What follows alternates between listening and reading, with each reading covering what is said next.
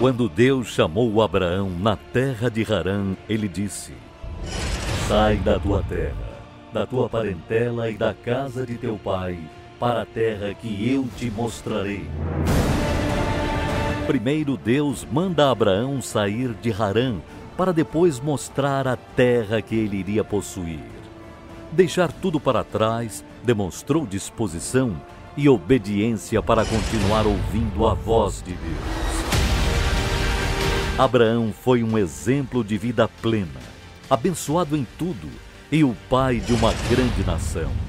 Quando Deus nos chama à prova, Ele sabe que podemos obedecer. Recusar esse chamado é deixar de ouvir a voz do Altíssimo.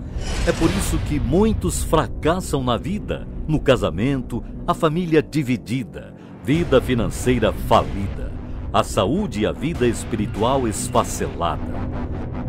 São dominados por emoções e se recusam a deixar as vontades da própria vida.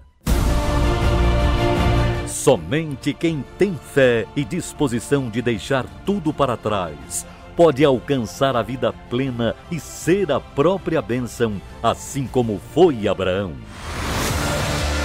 Vem aí a fogueira santa na fé de Abraão. A oportunidade de ouvir e obedecer o mesmo chamado. Sai da tua terra, para a terra que eu te mostrarei.